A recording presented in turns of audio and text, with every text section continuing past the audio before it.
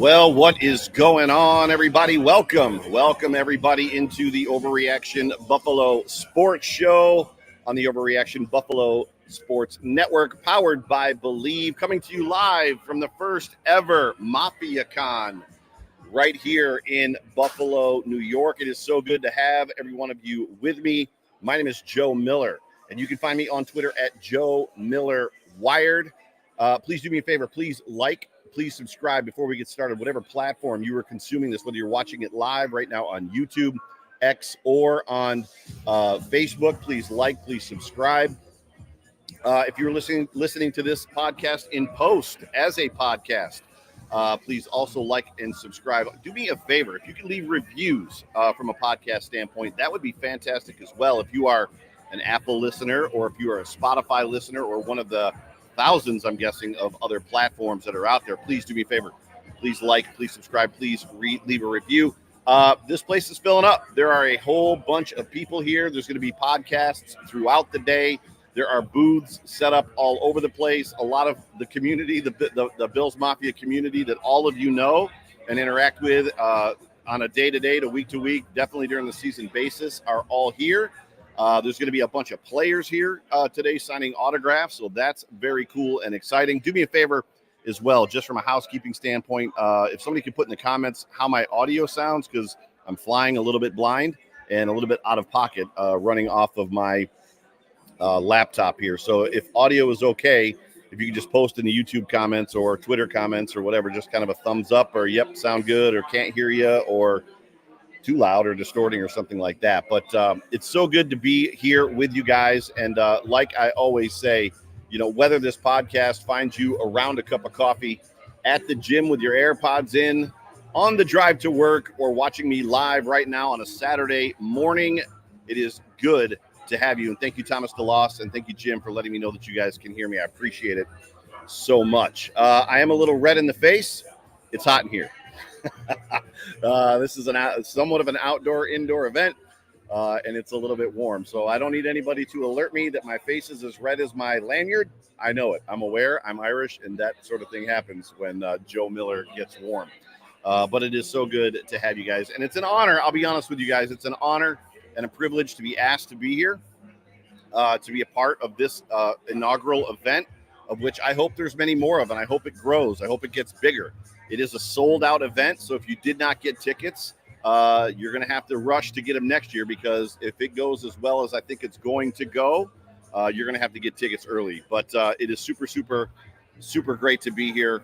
Very much appreciative. I'm the first of 6. I believe there's going to be 6 podcast groups here, podcast shows, and I get to be the first. I'm the guinea pig, as Dell called me, the one kind of doing it. But we're going to talk Buffalo Bills. We're going to talk some stuff. I'm going to give you some information. I'm going to tell you how I feel about some things. We're going to talk a little bit about overreaction. John Fina, I was hoping was going to get to be here with me today, but he could not make it.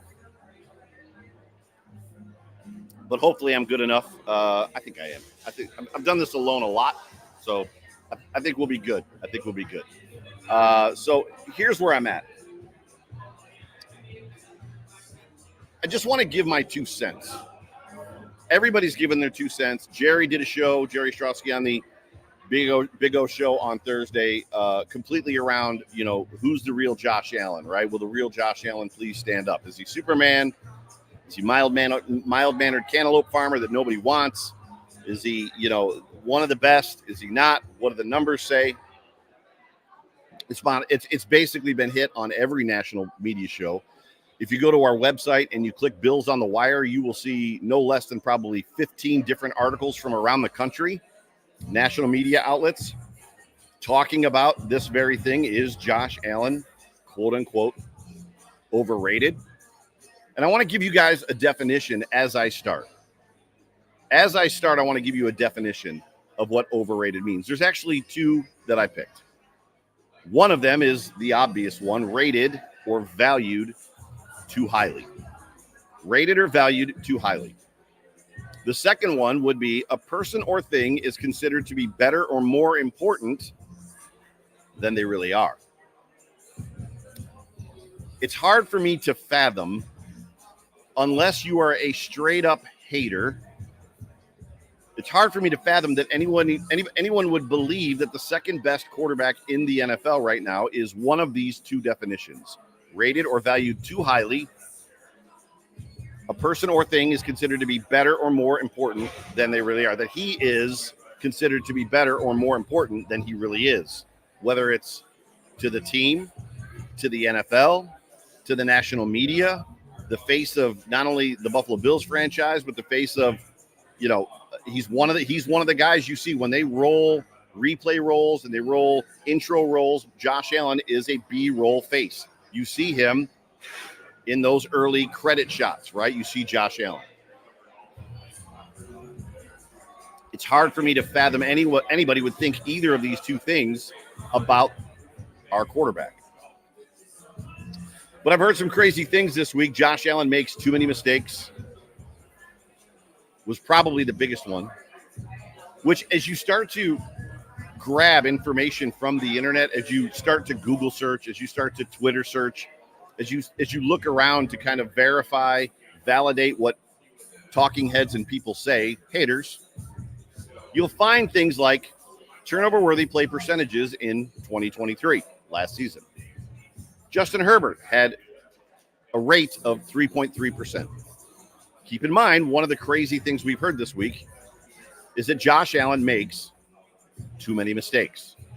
Justin Herbert, turnover-worthy play percentage in 2023, 3.3%. That's probably not surprising. Patrick Mahomes, 3.3%. Tied with Justin Herbert, who a lot of people would probably tell you that Pat Mahomes, rightly so, is the number one quarterback in the NFL, has the potential to be the best quarterback, greatest quarterback maybe ever in the history. Last year was tied for turnover-worthy plays, mistakes, with Justin Herbert that nobody is mistaking for a top 5 quarterback in the NFL right now. Granted, Justin Herbert has a new head coach. He's got a guy that's going to come in and fix a lot of the problems that they had over the last couple of years. But Justin Herbert has made a lot of mistakes. Pat Mahomes, or at least turnover-worthy plays that had the potential to be turned over. Not smart plays, potentially mistakes.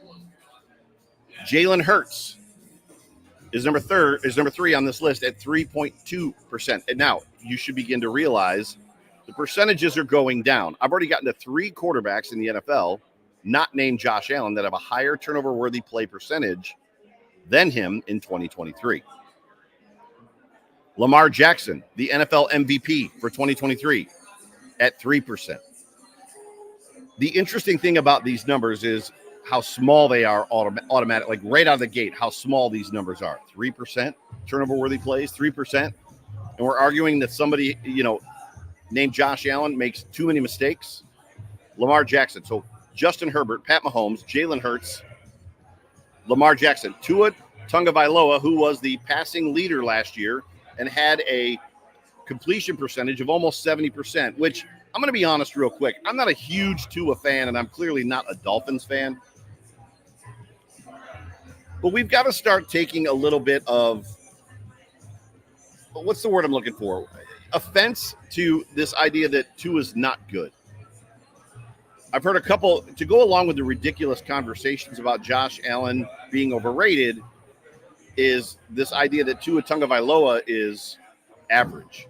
Tua Tagovailoa is not an average quarterback. Is he limited? Yes. He's got limitations as it pertains to the arm talent with which he makes a living, right? Whereas Josh Allen and Pat Mahomes don't have those limitations with their arm. But Tua Tagovailoa is very, very, very far from being average. Very far from being average. Anyway, Tua Tagovailoa, 2.6%. So we've gone already from Justin Herbert at 3.3% to Tua Tagovailoa at 2.6%.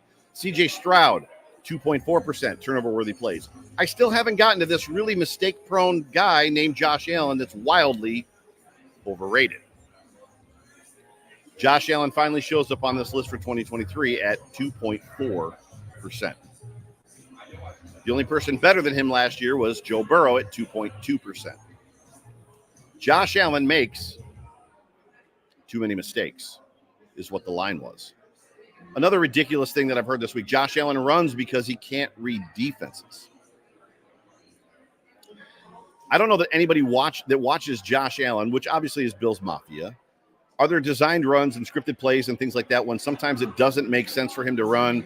Or that's actually not the way to say that. Where sometimes they have him run and maybe the setup isn't right, or a defensive player gets free and gets a hold of him. Yes, those things happen. What I'm talking about here is Josh Allen dropping back to pass.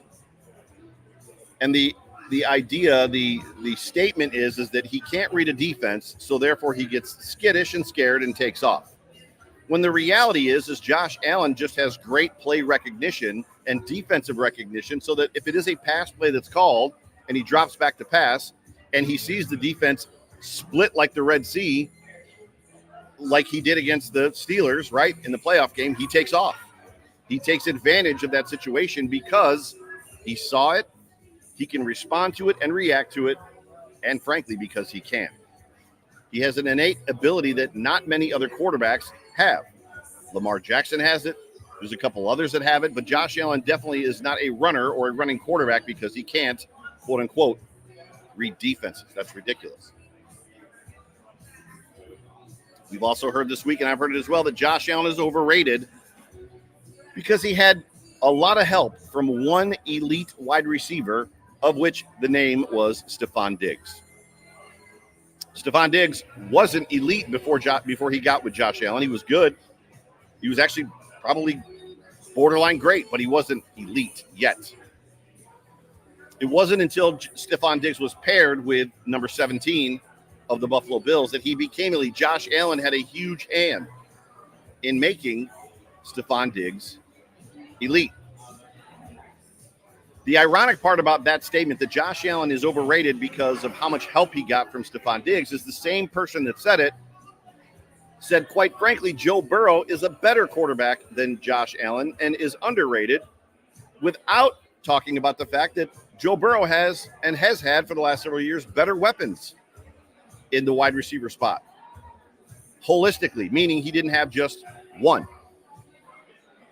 Ridiculous conversations. So the other part of that, as we kind of went through, Josh Allen and ridiculous statements, we get back to the definitions. Is Josh Allen rated or valued too highly? Is Josh Allen rated or valued too highly, meaning is he overrated? I will give you things that I found on Twitter as an example. The first one is this one here, Josh Allen's stats and rankings. According to the graphic that I'm showing right now on YouTube, and if you're listening via podcast, I apologize that you can't see it, in 2023, and I'm not going to read all of these because there's a bunch. Total touchdowns for Josh Allen, he was first with 44. Passing touchdowns, 29th, he was tied for 5th. Rushing touchdowns, 15. He was first in the NFL and apparently set an NFL record, I'm guessing, for quarterbacks. Total yards, 4,830, first. Passing yards, 4,306, fourth. Rushing yards, 524th, fourth. Success rate, 51.4, second. This guy sounds amazingly overrated. He sounds very much like he's valued far too highly. EPA per play, 0.23, second.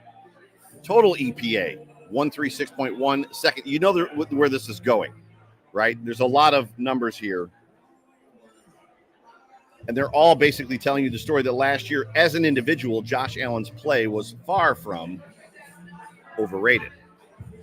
The next screenshot that I have for you is last year, 2023's NFL MVP Lamar Jackson versus Josh Allen, straight up stats for the season. Lamar Jackson, the NFL MVP, 3,678 yards passing. Josh Allen, 4,306.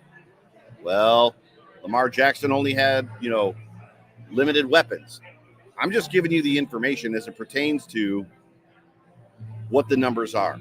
And as a guy that consistently and always says stats only matter until they don't, I would tell you that this is not one of those situations. These stats matter. Josh Allen had his share of struggles in 2023 as well. He had his share of issues with an elite wide receiver that wasn't necessarily pulling his own weight. But getting back to Lamar Jackson versus Josh Allen head-to-head, or I should say heads up, passing touchdowns, Lamar Jackson, 24, Josh Allen, 29. Rushing yards, Lamar Jackson has him beat 821 to Josh Allen's, as we said before, 524. Rushing touchdowns, Lamar Jackson, 5. Josh Allen, 15. And total QBR, which we all can probably deem and probably agree at this point in time, as much as we don't know anything about what makes up passer rating or QBR for the most part, QBR seems to be the heavier weighted and better stat when it comes to measuring quarterbacks, even though passer rating is the first thing that anybody talks about. But passer rating for Lamar Jackson in 2023, or QBR, 2023 is 64.7. Josh Allen, 64.9. Do you need further proof? I'll give you some. As per PFF, Josh Allen against the Dolphins in his career, 3,947 total yards against the Miami Dolphins in his career, 39 total touchdowns, 7 interceptions, 109 passer rating. He's 10-2 against what would be or should be or could be discussed as his biggest rival competition-wise in the division of which he owns. This guy sounds and seems massively overrated. And the last screen that I had for you, or the last screenshot that I pulled off of Twitter while doing research for this show, is basically Josh Allen versus who is not arguably the best quarterback in the league, Pat Mahomes. He is, without a doubt, the best quarterback in the league. Josh Allen the last 4 seasons versus Mahomes the last 4 seasons. Josh Allen is 48-18. Pat Mahomes is 50-15. Wow, what a difference. 2 whole freaking games. Total yards, 20,010 for Josh Allen the last 4 years. Pat Mahomes, 20,448. Total touchdowns, Pat Mahomes versus Josh Allen the last 4 years. You already know where this is going. Josh Allen has 173. To Pat Mahomes, 151. Now, 151 is an incredibly astounding amount of touchdowns. Josh Allen bested him by 22 in the last 4 years. Turnovers, Josh Allen, 75. Pat Mahomes, 54. There is no way to argue or to argue against the fact that Josh Allen has had a propensity to put the ball in harm's way as it pertains to running the football at times, and nobody's going to argue that. But when you look at what he does, when you look at his numbers, when you look at what comes of it, 175 touchdowns, you are going to arguably give those 75 turnovers to get 175 touchdowns. The other definition, so that was the definition about, is Josh Allen rated or valued too highly? I think that we have together collectively probably deemed the fact that Josh Allen is not rated or valued too highly. In fact, he is the 11th highest paid quarterback in the NFL. So just by pay base alone, Josh Allen is not rated or valued too highly. In fact, he's wildly undervalued. I think every single guy above him that I named, except Tua, is paid more than Josh Allen in the NFL right now when it came to turnover-worthy plays. The second definition, a person or thing that is considered. So Josh Allen is considered to be, when you're talking about him being overrated, Josh Allen is considered to be better than or more important than he really is. Basically, I would subscribe this to his team, to the Buffalo Bills. Is Josh Allen more important? I said that wrong. Is Josh Allen not as important to the Buffalo Bills as we feel like he is? Hence, is he overrated? The Buffalo Bills, I'm going to go somewhere with all this. I'm going to put a sweet little bow on the bottom of it. Josh Allen and the Buffalo Bills have won 4 straight AFC titles, and they've made the playoffs the last 5 years in a row. Josh Allen and the Buffalo Bills have been top 10 passing yards per game, the last 4 seasons. Josh Allen and the Buffalo Bills offense has been second, third, second, and sixth last year, 2023, points per game since 2020. So 2020, they were second. 2021, they were third. 2022, they were second. 2023, when they had an issue at offensive coordinator and fired their offensive coordinator and brought in another guy, Joe Brady, they were sixth. Second, third, second, sixth. Josh Allen and this offense. He has one perfect game against Bill Belichick. Bill Belichick, considered to be the greatest defensive mind in NFL history and probably the greatest head coach in NFL history. Josh Allen has a perfect game, and I believe the temperature was 7 degrees in that game against the Patriots. Playoff game, nonetheless, which kind of brings around the idea that, he can play and win big games when it's important, when you're doing that in the playoffs. He also brought his team down the field. He took the team, put the team on his back 3 different times at a game I was at, the 13-second game in Kansas City. 3 times, I think inside 3 minutes, he brought his team down to take the lead back from the Kansas City Chiefs in the 13-second game, only to have his defense give up that lead all 3 times, thus them losing that football game. Josh Allen has been clutch. Josh Allen is clutch. Josh Allen is the reason the Bills are who and what they are. Josh Allen is the undisputed face and voice of the Buffalo Bills franchise, and while it's fun to agree, and I say it as well, that wins are not a quarterback stat. It's fun to say that. We all love Bruce. We all agree with Bruce. And welcome back, by the way. In case you're listening to the show and you didn't know, Bruce Nolan is back. The Bruce exclusive is back. Find him. If you Google him, you will find his content. As much as it's fun to agree that wins are not a quarterback stat, Josh Allen is 63-30 as a starter, 58 of those in the last 5 years, 4 of which resulted in AFC East championships. Ask yourself if you believe for a single solitary second that the Bills win 58 games in the last 5 years without 17 lining up under center. Wins aren't a quarterback stat. Well, maybe not entirely, but in this case, it's mostly. And I think we can all agree with that. Josh Allen is him. Josh, I'm telling you, right, we've gone through the last 3-4 years stating that Stephon Diggs is him, and Stephon Diggs had his him moments, but the reality is Josh Allen, the real him. A little bit of housekeeping. A lot of things going on for the Overreaction Sports Network here in Buffalo. I'm not sure that all of you know. I don't know how many new listeners, new watchers, new viewers we have. But wanted to just kind of give you guys some information. Looks like my internet is dropping out. Maybe it's coming back now. I don't know. We have a new website here at Overreaction Buffalo. It's overreactionbuffalo.com.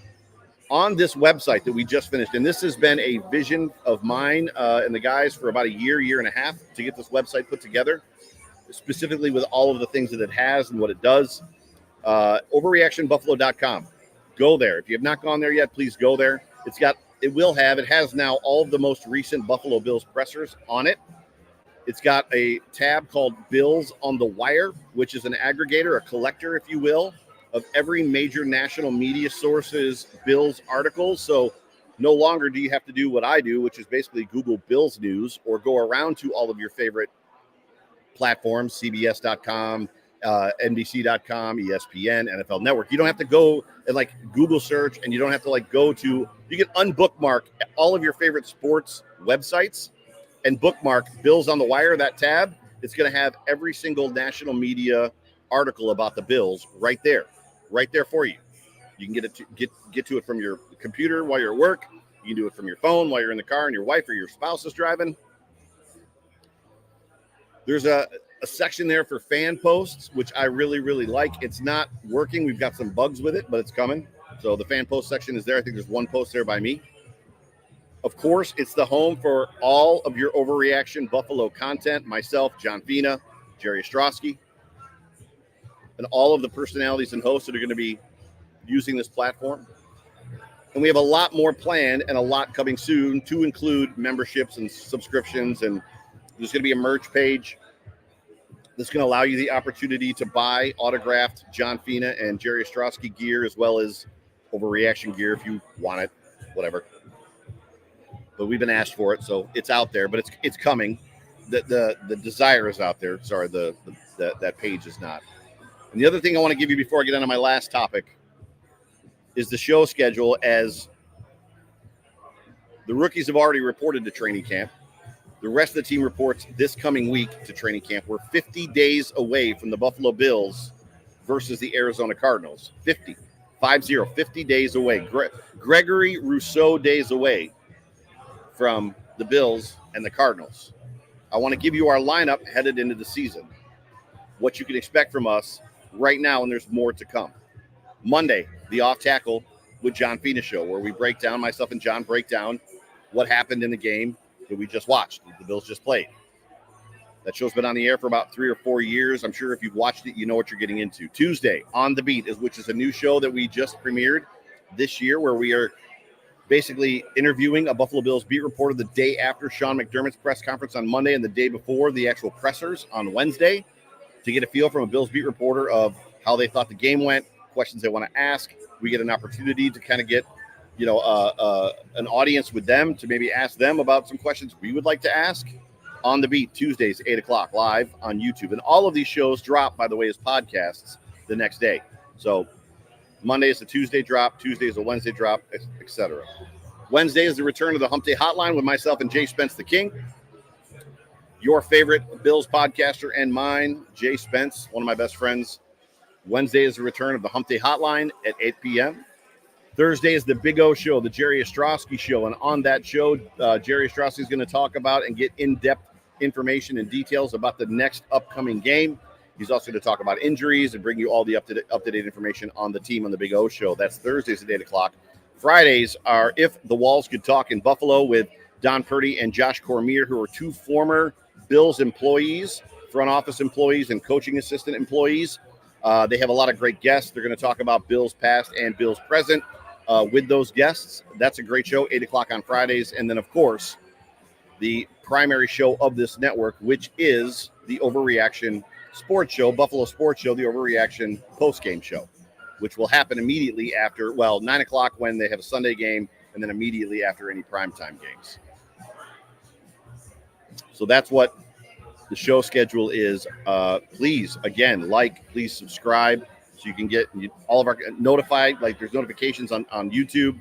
Get your notifications, all of that good stuff. I got a couple more minutes. And I appreciate all of you who are tuned in on this beautiful Saturday morning from Mafia Con, live at Mafia Con here in Buffalo, New York, the first ever Mafia Con. I want to talk real quick, super briefly, about the two biggest areas of concern for me going into training camp as a fan, not as a content creator, as a fan. These aren't talking points. This is me basically giving you my emotions and opinions. And the first concern that I have is this wide receiver room. Now, I know that we haven't quite made the turn that we have made with the offensive line, meaning when the Bills let go of Mitch Morse, we all lost our mind. We heard that they were going to move Connor McGovern to center. It's been wildly reported. We all know that he has not really played center in the NFL. But we have come to this zen feeling with the offensive line that everything is going to be okay. Whether it's from things we've heard, things we've seen, things we've read, things the coaching staff has said, things Connor McGovern has said, things Josh Allen has said, the fact that Connor says that he actually prefers center and he's more comfortable there. We've heard breakdowns from John Fina, Jerry Ostrowski, and other Bills players talk about that move. I think Eric Wood has talked about it, former center for the Buffalo Bills. Jerry Ostrowski, former center for the Buffalo Bills. We've all found this zen moment of this transition at the offensive line. I don't think we found the same zen moment with the wide receivers. While we have convinced ourselves as Bills fans that we're going to be good enough at wide receiver, I don't think we've come to the final destination in our opinions or feelings that we're good to go. At least I am not there. There's not as much concern about who the 6 or 7 guys are that are going to fill out this roster, meaning we kind of know who they are. I don't think we're going to get a big surprise unless somebody's injured or somebody just completely didn't study their playbook, which is possible, especially with the guys that we're talking about. But there's a lot of hype on this wide receiver group. There's a lot of emotion and feeling that we've done enough. And I just want to give you a synopsis description without saying their names, and you probably will know who I'm talking about with each one. But there's a lot of hype around right now this wide receiver room, which includes a second-round rookie, right, who's actually going to be here today signing autographs. Awesome. I probably don't need to say his name. A third-year player that the Bills drafted. A lot of excitement around him. A twitchy journeyman player that the Bills just signed. A special teams guy with a big personality. A dude who has only played with 2 first-ballot Hall of Famers. Those are the only quarterbacks that have ever thrown him passes. And we know about quarterbacks and raising the level of their play, the wide receivers and the players around them. And lastly, a guy who is washed out of the last 2 teams that he's been on after a relatively successful early campaign, first 2 years of his career. He's washed out. And I'm not saying, Joe, that's a little harsh probably, right? Joe, you're being a little bit harsh on these guys. Am I? I'm not saying they're bad and they're not going to work. I'm not saying that it's not going to work. There's a lot of differences. We've talked about it a lot on the Overreaction Buffalo Sports Show with the guys, with Jerry and John. This wide receiver room has been completely remade, and I don't mean with just faces and nameplates on the back of jerseys. Josh Allen has a completely different group of guys to work with from a skill set standpoint, to include Josh Allen has gone from having the Smurfs on his team, so romantically described, the Smurfs by his head coach, Sean McDermott, just a couple of years ago, to now having 5 guys on this offensive roster and weapons that can look him in the eyes in the huddle, that are all 6'4", 6'5", big dudes. And I'm not saying that they can't be successful. I did a show a long time ago that Goonies never say die. And that's very much what this wide receiver room is. It's a group of Goonies. Like, we don't know who they are. It's a mixed bag, and we're going to find out. Not Goonies meaning they're 7 feet tall and goonish. Goonies meaning they're a bunch of, outside of Buffalo, somewhat no-name dudes, right? Chase Claypool is probably the best-known guy, and he's the biggest question mark in this group. But like I said, I'm not saying that they can't be successful.